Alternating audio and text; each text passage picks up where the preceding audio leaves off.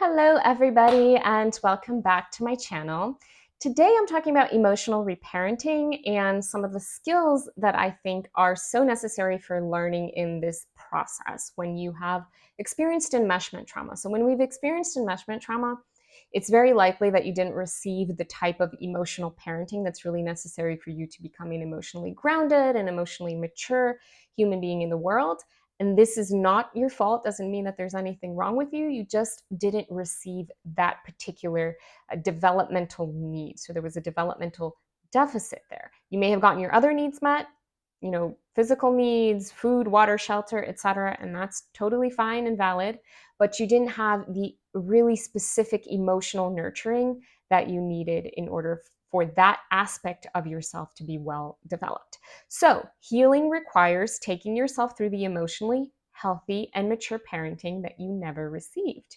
You are going to literally take yourself through that process as if you had received it when you were a child, except now you're giving it to yourself in your adult life as an adult. So, you're going to parent yourself. You're going to be a really good parent to your inner child. And healing is about skill building. So, kind of like I just mentioned, you are not damaged, you are not broken, you are not a lost cause. You simply need to learn a set of skills that you were not taught. Okay. So, and you can teach them to yourself. So, it's about skill building. Now, that being said, skill building for this specific type of process is very uncomfortable because you are touching the tenderest parts of yourself. It's not like learning a new language or learning how to play an instrument. You are going to be learning emotional skills. So you are going to be going into your nervous system, into your body, into your emotional experience, and teaching yourself things that are really, really uncomfortable that you should have learned when you were a 5-year-old, right? When you were having a temper tantrum. So it is going to be an uncomfortable process. It oftentimes is very long and drawn out because, again, you've been learning a certain way for like 10, 20, 30, 40 years, and now you have to unlearn those things and reprogram. So, it can be very, very uncomfortable and tedious, but guys, it's so, so important. I mean, I'm biased, of course, but I believe emotional and relational skills are the most important skills we can learn in our lifetime. That's not to, diminish any of the other skills I mentioned here. I'm a musician, I'm a dancer. I think those skills are so important. But I actually think, to live healthy and fulfilling and meaningful lives where at the end of our life, we look back on it and we're like, oh my gosh, my life was rich and full. It's really about the emotional and relational dimension. So these skills are super, super important. So stick to it, okay? And I promise you it's worth it and it's possible. All right? So let's get started. The 10 skills for emotional reparenting. First one, emotional self-awareness, okay? Being able to notice what you feel in real time without minimizing, without bypassing, or without fusing with someone else's emotions. Okay.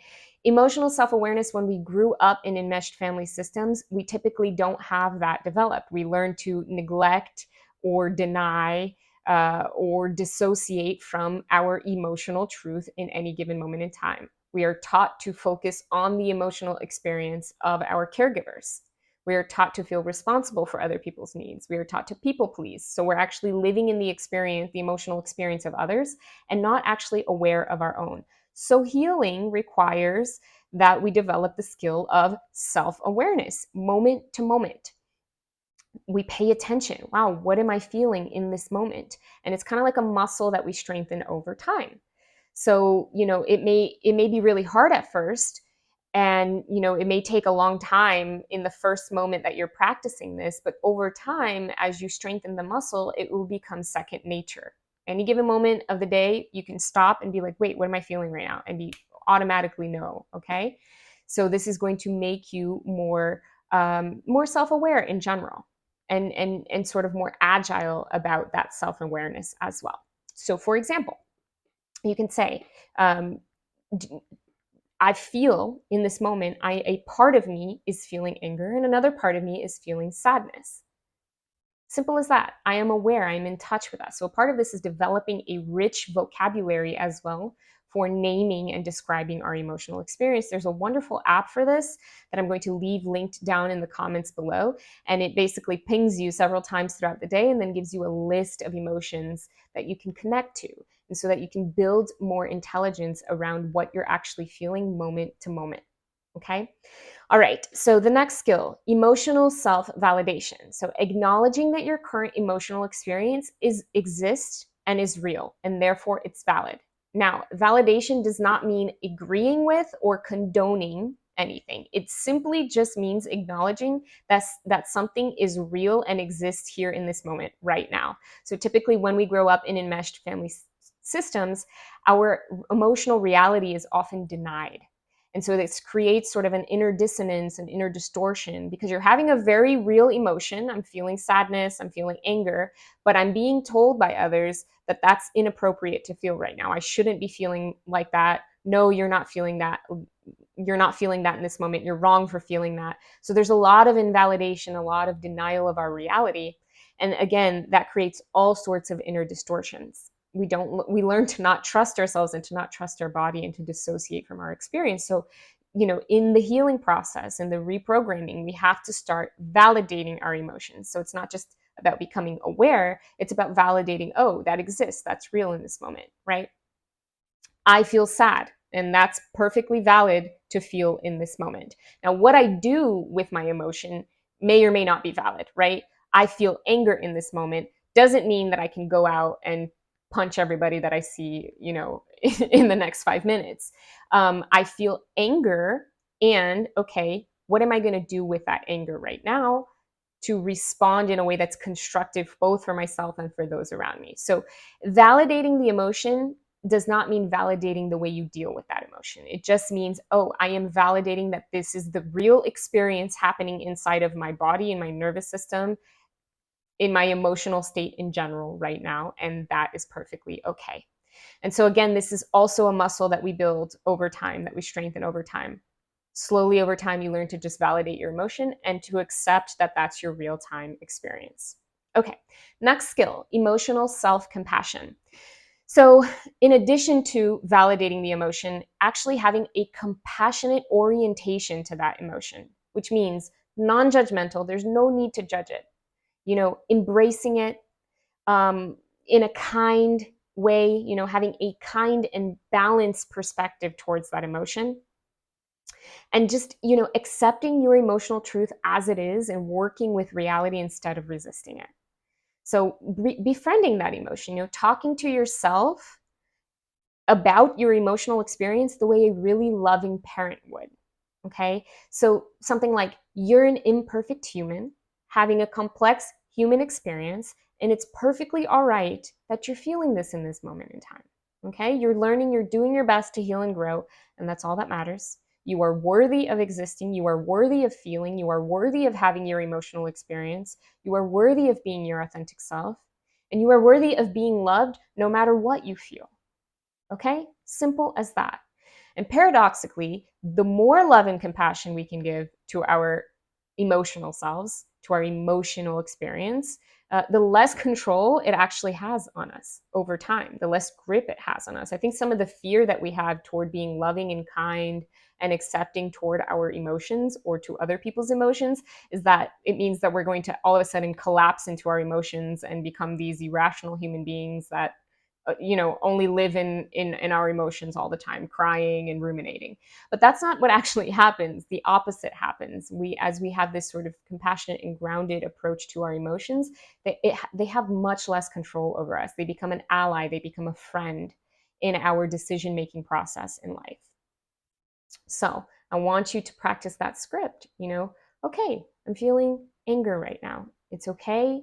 I love that part of me that's feeling anger. I understand why that's happening. I accept it. I have compassion for it. I'm a human being having a human experience. Being human is not easy, right? And I'm still worthy of love regardless. Okay, next skill, emotional self containment. Now, I'm going to contrast this one with the next skill that comes after emotional self-containment, which is emotional self-regulation, because I think they're two sides of the same coin.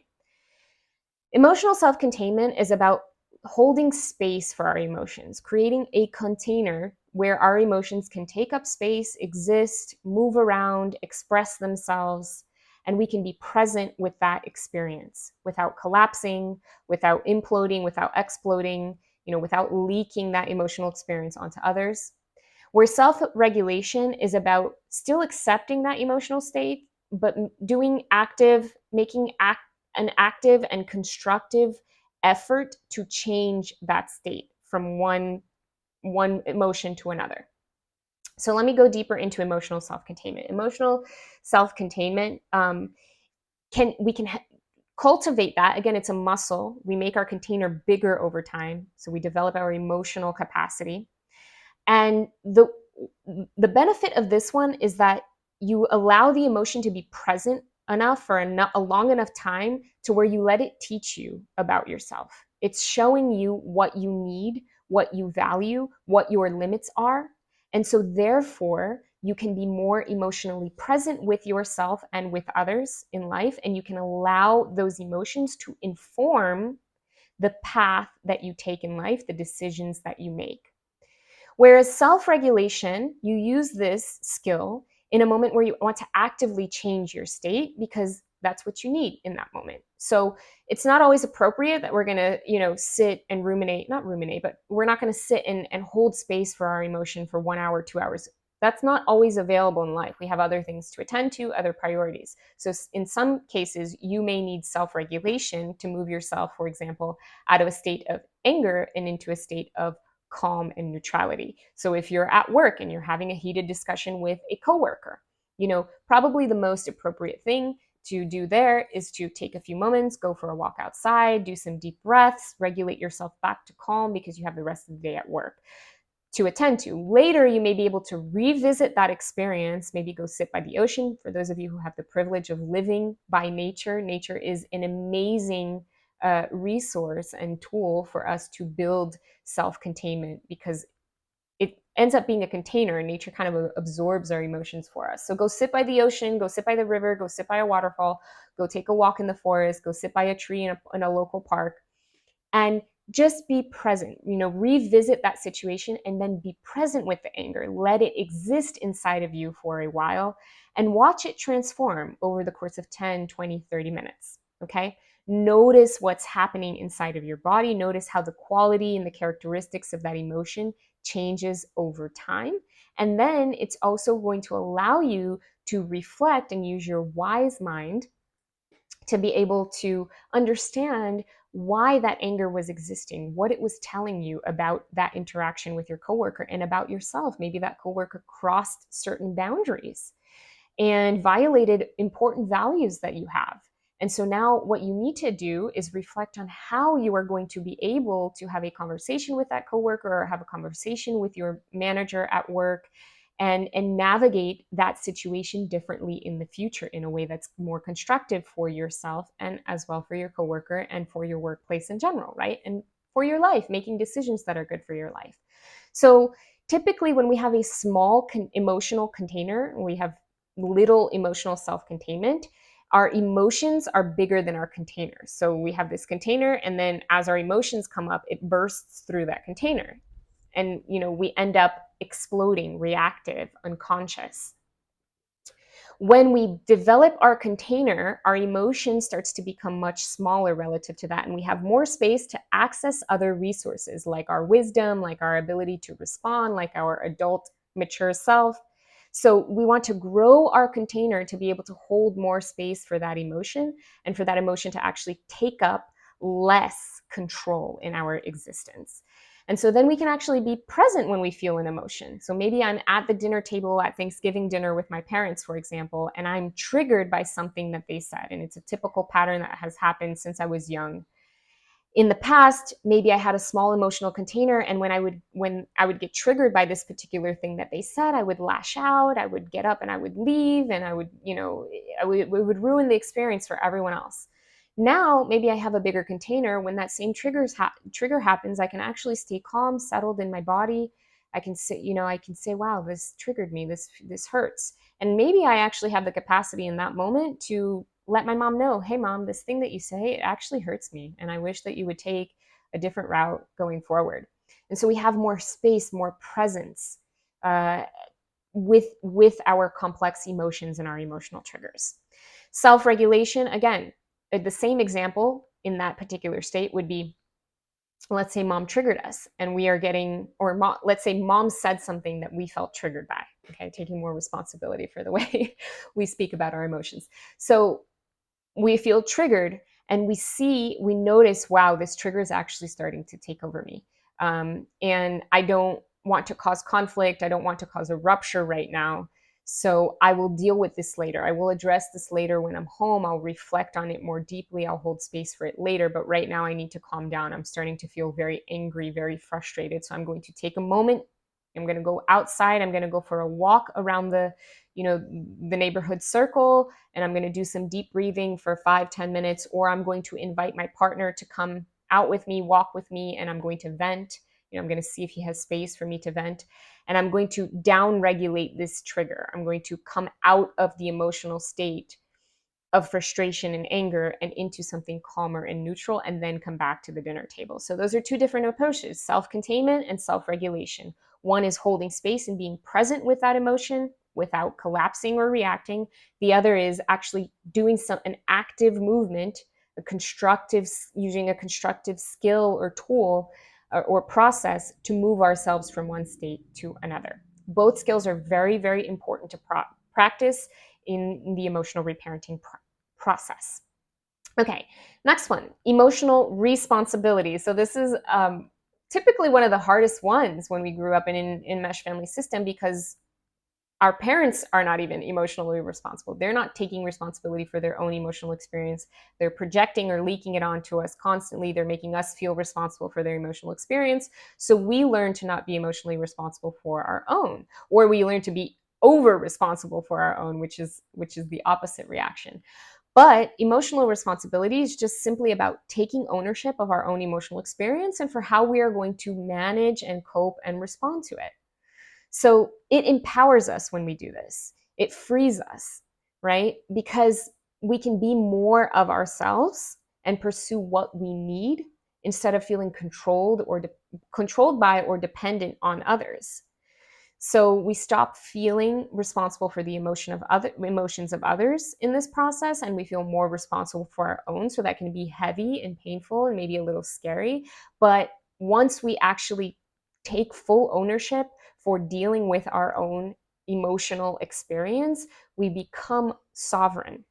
And this allows us to move in the world in a way that's better for our long-term emotional well-being. Okay? It's more work in the short term, but in the long term, it's more freedom. Now, this does not mean that we don't need others and we can't receive support. It simply means that we become the center of our emotional experience, and then we bring others in and receive their support, in addition to being in our center. And this also means that we trust others to remain in their center and to ask for our support or receive our support when it makes sense for them and when we are available to do so. Okay. So if other people are not, one of the benefits of this is that if other people are not available to give us support in any given moment in time, we trust ourselves to be responsible for our emotions and use our other resources, either internal or external, in order to meet our needs, versus expecting others to always be there, for us in any given moment in time, and then collapsing if they're not available to do it in the way that we need. Okay, the next one, emotional boundaries. So as you start to build these other skill sets, you're going to become way more self-aware about what your emotional needs are, what your emotional desires are, what your emotional limits are, your emotional capacity. And so now you become responsible for setting emotional boundaries. So imagine you wake up every day with like a little tank here, and that tank represents the emotional energy you have available for that day. You are responsible for determining how you are going to use that emotional energy, how you're going to recharge that emotional energy, and how you're going to set boundaries around things that drain your emotional energy, so that it doesn't, it's not happening unconsciously and out of your control. So if you are at Thanksgiving dinner and you start to feel like you're getting emotionally drained and you're reaching your emotional limits and your emotional capacity, removing yourself, saying, you know what, I'm going to go home early to recharge. That's setting an emotional boundary with yourself. Maybe you're in an interaction in a conflict with your partner and you start to see that you're reaching your emotional limit, you're going to start to collapse or get reactive soon. Well, you set a boundary. Hey, I need to go take a few moments. I need an hour. I need 2 hours to recharge. Like I'm hitting my emotional limit here. We'll come back to this later. I promise to come back to this later. And you come back to it later in order to honor the relationship. But in that moment, you honor your emotional needs and you set an emotional boundary. Okay. All right, next one, emotionally informed decision making. So emotionally informed decision making is simply about choosing actions and behaviors and making life decisions that take into consideration your emotional experience, your emotional needs, and your emotional desires. So it's about allowing your emotions to be an inner compass, an inner guidance system, so that you can make good decisions for your long-term emotional well-being.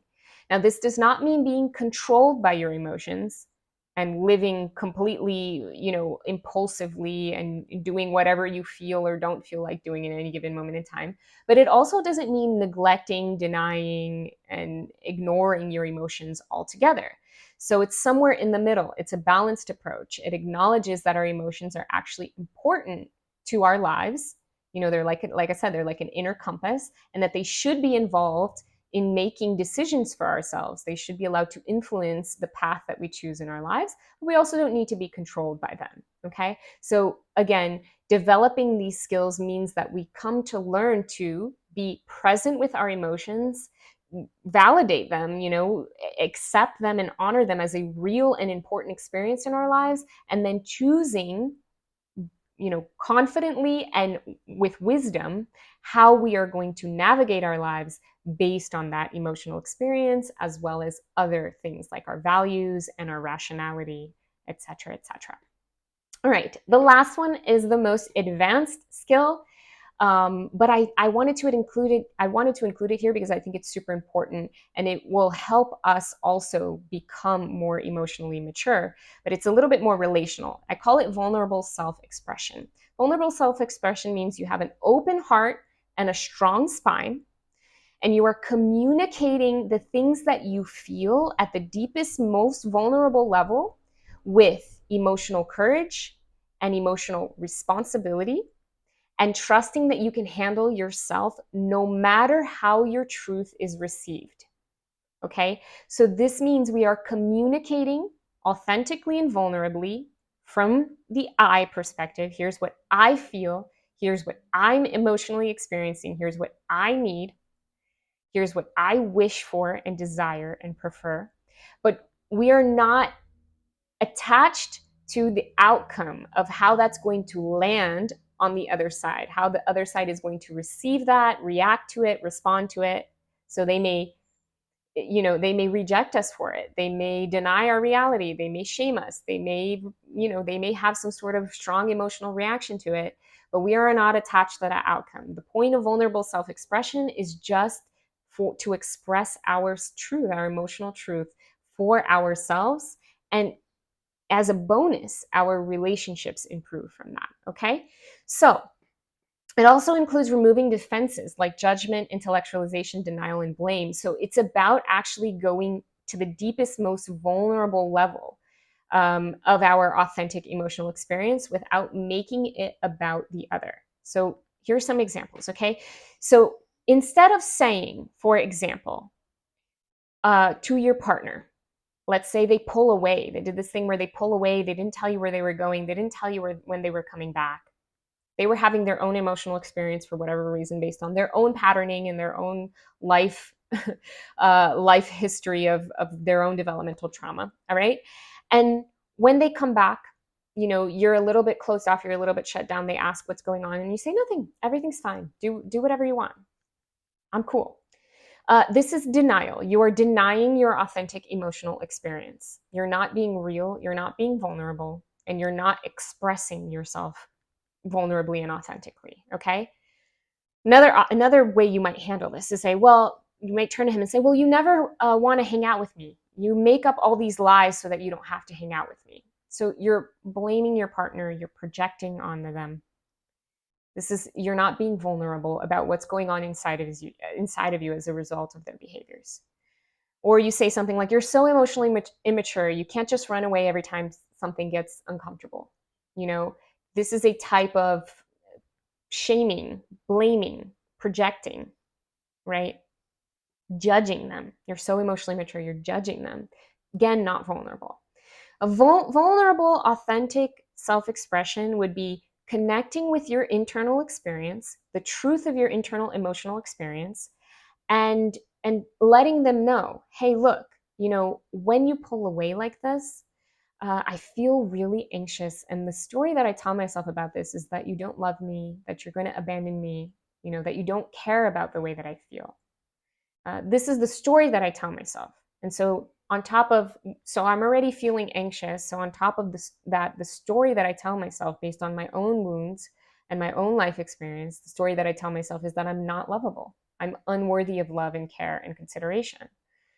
So I would love it if we can learn together to develop a different type of process for when you feel like you need space, right? I would love more clarity around when you need space and why you need space and how long you need space.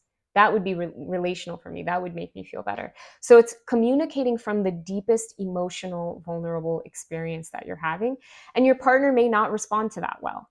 They may not have the resources or the capacity to respond to that, but you're not attached to the outcome. You are expressing for the sake of expressing. And then from there, depending upon how the relationship dynamics unfold, you will make decisions in the future about what kinds of boundaries you may need to set and how you may need to change the nature of the relationship for yourself going forward. All right, guys, that's a more advanced skill. I'll do more videos about it in the future. This was kind of a deep dive, quite a long video, but I'm going to do an even deeper dive on this process of emotional reparenting on my membership channel. So I have launched a membership channel here on YouTube where I'm going to be doing several deep dives every month on different topics, as well as monthly Q&As for you guys and monthly polls so you can vote on the specific topics you would like for me to do deep dives on. I already launched my first one. So be sure to click the link in the description below if you are interested in joining the members only area. And also in January, I'm going to be doing a 12-week private, small, exclusive group coaching program. It's going to be 12 weeks healing from enmeshment. So if you are interested in going deeper with me and getting more support and more structure in your healing journey, be sure to check out the links in the description below. All right, guys, thank you so much for being here, and I'll see you in the next video.